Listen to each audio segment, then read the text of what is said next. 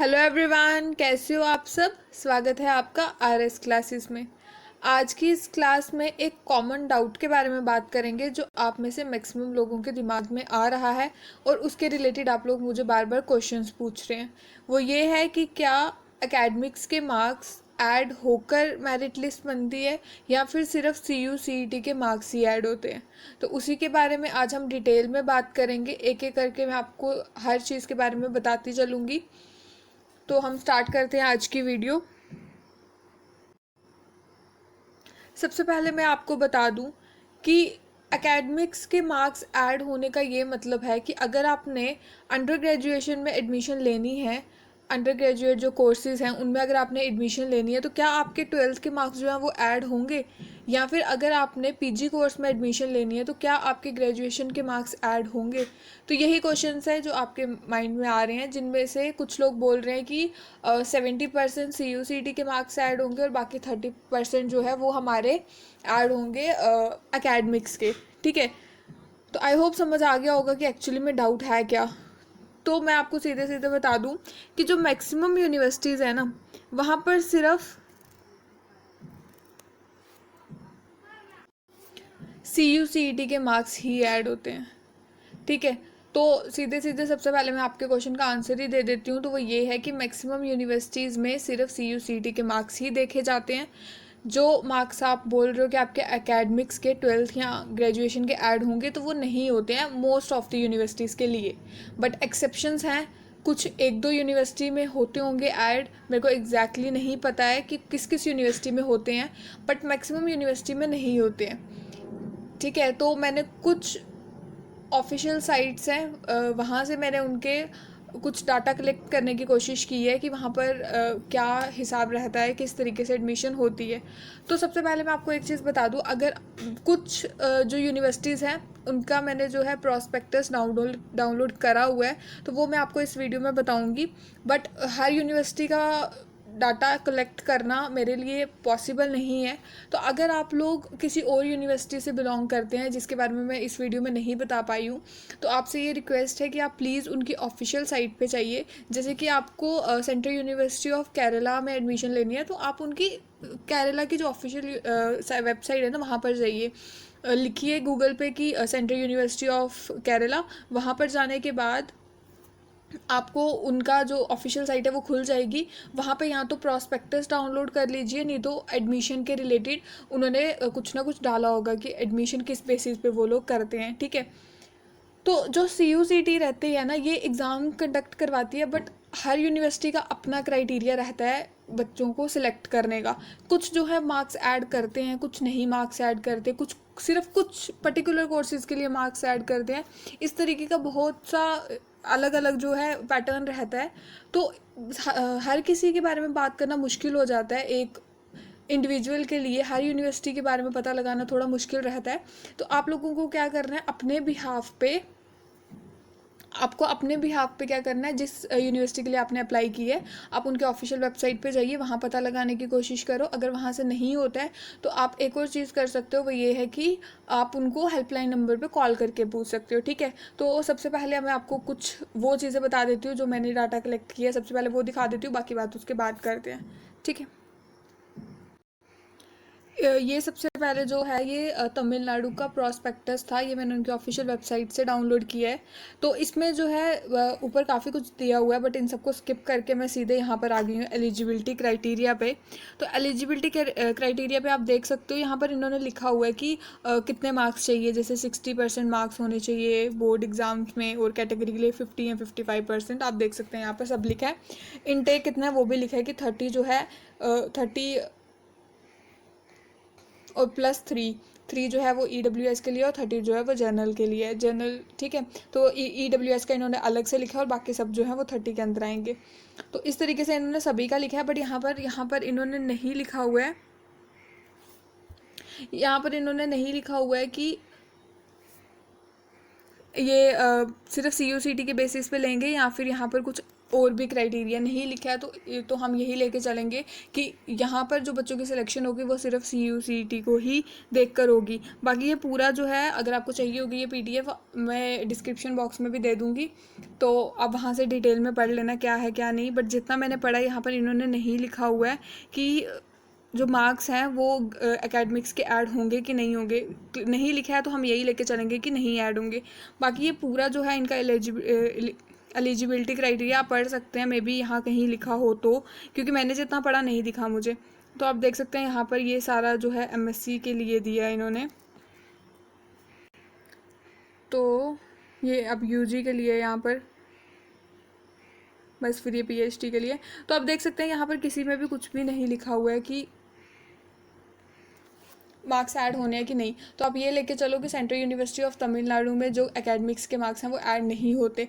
जैसे कि आपको मैंने बोला मैक्सिमम यूनिवर्सिटीज़ में नहीं होते, तो उन्हीं में से एक ये यूनिवर्सिटी है, यहाँ पर भी ऐड नहीं होते। ठीक है, अब मैं आपको किसी और यूनिवर्सिटी के ऑफिशियल वेबसाइट पर लेके चलती हूँ। यहाँ पर देखो ये सेंट्रल यूनिवर्सिटी ऑफ हरियाणा का है, तो यहाँ पर भी आप देख सकते हो इन्होंने डिग्री नेम दिया, प्रोग्राम दिया, एलिजिबिलिटी दिया और इनटेक दिया है। तो यहाँ पर आप सब कुछ पढ़ सकते हो। यहाँ पर भी कहीं पे नहीं लिखा हुआ है कि एडमिशन जो है किसके बेसिस पे होगी। ठीक है, पहले के जितने भी कोर्सेज थे मैंने इस सबको अच्छे से रीड किया है, बट फिर भी मैं लिंक दे दूँगी, आप भी पढ़ लेना अगर आप इस यूनिवर्सिटी के लिए अप्लाई कर रहे हैं। तो यहाँ पर ये सब पढ़ा, यहाँ पर कहीं पर भी नहीं लिखा है, बट जो लास्ट के 2 कोर्सेज थे ना उन पे लिखा था। ये देखो जो लास्ट में 30 और 31 अगर आपको दिख रहे हो तो यहाँ पर लिखा हुआ है, मैं बताती हूँ आपको, एक सेकेंड। यहाँ पर देखो ये 30 एंड 31, यहाँ पर इन्होंने नोट करके क्या लिखा है आप उसको अगर पढ़ें तो यहाँ पर लिखा है the priority will be given to GPA qualified candidates. The remaining seat, if any, will be filled from among the candidates qualified CUCET examination in order to obtain marks in entrance. Okay, then same in 31 वहाँ पर भी यही note लिखा हुआ है कि all the eligible candidates of MPEd will be required to qualify physical efficiency test. The criteria and specification of Canadian test will be decided by the Department of Physical Education and Sports. तो आप देख सकते हैं last के ये जो 2 courses हैं इनके लिए CUCET के अलावा इन्होंने जो साथ में क्वालिफिकेशन मांगी है वो आप देख सकते हैं कि पहली प्रेफरेंस जो है वो GPA 80 वालों को मिलेगी और बाद में अगर कोई सीट बचती है तो वो CUCET वालों को मिलेगी। ठीक है, इसी तरीके से अगर कहीं पे भी किसी भी यूनिवर्सिटी में कुछ भी एक्सेप्शन होती है वो इस तरीके से दिया होगा। तो आपको मैंने बता दिया कि तमिलनाडु में तो नहीं दिया था कुछ भी ऐसा, लेकिन हरियाणा में यहाँ पर इन्होंने ये मेंशन किया हुआ है। इसी तरीके से आपने जिस भी यूनिवर्सिटी से अप्लाई किया है वहाँ पर आप उनके वेबसाइट पे जाएं, वहाँ से डाउनलोड करके डाटा कलेक्ट करने की कोशिश करें, नहीं तो उनको कॉल करके आप पता कर सकते हैं। ठीक है, तो ये बात रही हरियाणा की। अब मेरे पास और भी है, मैं वो भी दिखा देती हूँ उन यूनिवर्सिटीज़ में क्या क्राइटेरिया है। तो अब ये जो है ये सेंट्रल यूनिवर्सिटी ऑफ कर्नाटका का प्रॉस्पेक्टस है, इसके ऊपर पे भी काफ़ी अलग चीज़ें लिखी हैं, तो उनको देख लेते हैं एक एक करके। सबसे पहले यहाँ पर जो प्रोग्राम एंड इनटेक है बीटेक के लिए, जो सबसे पहले ही है वो आपको दिख रहा है 33+3, मतलब 3 कैंडिडेट जो है वो EWS से इन्होंने लेने ही लेने हैं। ठीक है, बाद में किस किस को रिलैक्सेशन है वो सब पहले पैराग्राफ में लिखा, आप पढ़ सकते हैं। जो इन्होंने बोल्ड में लिखा हुआ है ना डार्क में, उसको पढ़ना ज़्यादा इंपॉर्टेंट है। तो इन्होंने लिखा है कि 50% of seats will be filled on the basis of performance in JEE main 2020 who is eligible for writing JEE Advanced 2020, the national level test conducted by IITs for admission to all their UG programs. 50% of seat will be filled on the basis of performance in CUCT. तो यहाँ पर भी यही लिखा है कि जो 50% seats है ना वो JEE मेंस की परफॉर्मेंस पे डिपेंड करेंगे और बाकी की जो 50% है वो ये CUCT के बेसिस पे लेंगे। ठीक है, एक ये चीज़ अलग हो गई यहाँ पर। देन उसके बाद नेक्स्ट में भी सेम चीज़ लिखी है जो है बीटेक इलेक्ट्रॉनिक्स एंड कम्युनिकेशन। ठीक है, इसमें भी आप पढ़ सकते हैं, अलग लिखा है यहाँ पर। अगर आपको BSc में एडमिशन लेनी है तो उसके लिए इन्होंने बोल्ड में देखो क्या लिखा है, all seats will be filled on the basis of performance in central university common entrance test. मतलब अगर BSc में एडमिशन लेनी है तो आपका जो मेरिट लिस्ट बनेगी वो CUCT के बेसिस पे ही बनेगी। देन उसके बाद BA में भी लेनी है तो सेम सिर्फ CUCT ही देखेंगे वो लोग। उसी तरीके से देन एमए इंग्लिश में के लिए भी यहाँ पर इन्होंने कुछ एक्स्ट्रा लिखा है, वो ये है कि student who are admitted to integrated programme in English in 2017 and who scored CGPA of 60% and above, marks of all semesters are directed to admission in MA program. The integrated student who score less than 60% shall have to write entrance exam. A concession of 5% is given to SC, ST, OBC and PWD, the left seats, after integrated degree students admitted to the said program shall be filled by the applicant who qualify in CUCT entrance exam. इसमें भी आप देख सकते हो, इसमें ये लिखा है कि जो इंटीग्रेटेड प्रोग्राम्स में जिन्होंने 2017 में जिन्होंने इंटीग्रेटेड प्रोग्राम के लिए एडमिशन दी थी ना, उनको ये पहले प्रेफरेंस देंगे। जब अगर फिर सीट्स वैकेंट रह जाती हैं तो फिर ये CUCT वालों को मतलब फिर CUCT वालों को प्रेफरेंस देंगे, ठीक है। तो सबसे पहला इनका यही रहेगा कि जो इंटीग्रेटेड प्रोग्राम्स जिन्होंने 2017 का लिया है उन्हीं को एडमिशन देंगे, ठीक है। देन उसके बाद MA हिंदी के लिए सिर्फ CUCT को देखा जाएगा। देन उसके बाद इकोनॉमिक्स की बात करें तो उसके लिए भी यही है, अगर आपने इंटीग्रेटेड कोर्स लिया हुआ है तो आपको प्रेफरेंस दी जाएगी और बाकी की जो सीट बचेंगी उनके लिए CUCT का टेस्ट देखा जाएगा। देन MSW के लिए भी यही लिखा है कि सिर्फ CUCT का एग्ज़ाम देखा जाएगा। MSc साइकोलॉजी के लिए इंटीग्रेटेड वालों को पहले प्रेफरेंस दी जाएगी। MCA वालों में सिर्फ CUCT को देखा जाएगा। MSc applied geography and geo informatics के लिए भी इंटीग्रेटेड कोर्सेज को प्रेफरेंस दी जाएगी। देन अप्लाइड जियोलॉजी में भी इंटीग्रेटेड वालों को प्रेफरेंस दी जाएगी। MCOM के लिए CUCT को देखा जाएगा सिर्फ। MSc मैथमेटिक्स में प्रेफरेंस दी जाएगी इंटीग्रेटेड को। देन उसके बाद इसमें एक और चीज़ लिखी है, 50% जो सीट्स हैं वो JAM 2020 की को प्रेफरेंस दी जाएगी, उसके बाद CUCT को दी जाएगी, ठीक है। देन उसके बाद फिज़िक्स के लिए भी इंटीग्रेटेड वालों को दी जाएगी। तो आप देख सकते हैं यहाँ पर फिर केमिस्ट्री के लिए भी सेम है। इस तरीके से ये मैं पूरा आपको दे दूँगी, आप इसको पढ़ लेना ध्यान से। तो ये था सेंट्रल यूनिवर्सिटी ऑफ कर्नाटका के लिए। उसी तरीके से आपको मैंने पहले भी बोला कि हर यूनिवर्सिटी में क्या होता है, अपना अलग क्राइटेरिया एडमिशन करवाने का। तो मैं कुछ एक नॉर्मल चीज़ नहीं बोल सकती कि हाँ सभी में जो है नहीं ऐड होते मार्क्स, या सभी में ऐड होते हैं। आप देख सकते हो खुद ही आधे कोर्सेज में जो है इंटीग्रेटेड वालों को प्रेफरेंस दी जा रही है और आधे कोर्सेज में सिर्फ CUCT को देखा जा रहा है। तो ये बहुत ज़रूरी है कि आप ऑफिशियल वेबसाइट पे विजिट करें, उनकी ऑफिशियल वेबसाइट पे एक बार अच्छे से एडमिशन का पूरा क्राइटेरिया पढ़ें कि एडमिशन वहाँ पर किस बेसिस पे हो रही है। ये सिर्फ UG PG के लिए नहीं बल्कि PhD के स्टूडेंट्स के लिए भी इम्पॉर्टेंट है। PhD के स्टूडेंट के लिए भी एक जनरल क्राइटेरिया नहीं सेट हुआ है, ठीक है। तो ये अगर मैं सेंड कर दूँगी आपको, ठीक है, डिस्क्रिप्शन बॉक्स इसको डाउनलोड कर लेना और डिटेल में पढ़ लेना। अब हम किसी और यूनिवर्सिटी का देख लेते हैं। तो ये पंजाब यूनिवर्सिटी का है, इसको भी मैंने डिटेल में पढ़ा है। तो इसमें भी नहीं लिखा है, इसमें कोई एलिजिबिलिटी क्राइटेरिया अलग से नहीं लिखा हुआ है। तो हम ये मान के चल सकते हैं कि यहाँ पर एडमिशन जो है वो सिर्फ CUCT के बेस पर ही होंगी।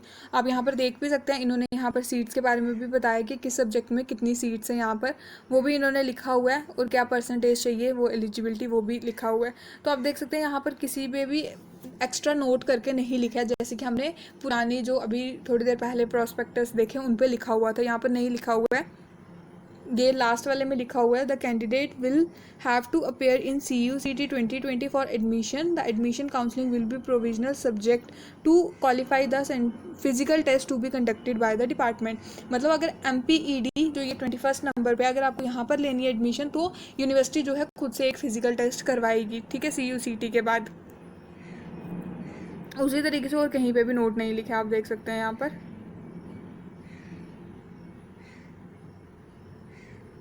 नहीं लिखा है, ठीक है। तो ये लास्ट में नोट है, आप इसको पढ़ सकते हैं, यहाँ पर भी नहीं लिखा हुआ है। तो हम ये मान के चल सकते हैं कि पंजाब में जो है एडमिशन CUCT के बेसिस पर ही होगी। तो इसी तरीके से ये मैंने 2-4 यूनिवर्सिटीज़ का आपको बता दिया कि यहाँ पर एडमिशन जो होती है वो CUCT के बेस पे होती है, और कुछ यूनिवर्सिटीज़ में जो है अलग क्राइटेरिया भी है, वो सब मैंने आपको बता दिया। मैं आपको लास्ट में एक बार कंक्लूड कर देती हूँ कि आज की वीडियो में था क्या। आज की वीडियो में हमें ये पता लगाना था कि जो एकेडमिक हैं उनके मार्क्स ऐड होते हैं कि नहीं होते। तो हमने कुछ ऑफिशियल साइट्स पर जाके पता ये किया कि कुछ यूनिवर्सिटीज़ जो हैं वो मार्क्स ऐड कर रही हैं, कुछ और एग्ज़ाम्स को प्रेफरेंस दे रही हैं, और कुछ यूनिवर्सिटी जो है वो सिर्फ CUCT के मार्क्स ही देख रही हैं। मैं आपको बता दूं मैक्सिमम यूनिवर्सिटीज़ में सिर्फ CUCT के मार्क्स ही देखे जाते हैं, जिनमें से जितना मुझे पता है central university of Jammu Kashmir, south Bihar, Punjab, then Haryana, ये कुछ यूनिवर्सिटीज़ के मैं नाम बोल रही हूँ जिनके लिए तो सिर्फ CUCT के मार्क्स ही देखे जाते हैं। बट आप प्लीज़ एक बार ऑफिशियल वेबसाइट पे जाके खुद कंफर्म कर लें। अगर आपको कोई भी डाउट रहता है इस वीडियो के लिए तो आप मुझे कमेंट सेक्शन में पूछ सकते हैं। अगर वीडियो अच्छी लगी हो तो इसको लाइक करना, चैनल को सब्सक्राइब करना। अब हम मिलेंगे अपनी नेक्स्ट वीडियो में। Thank you.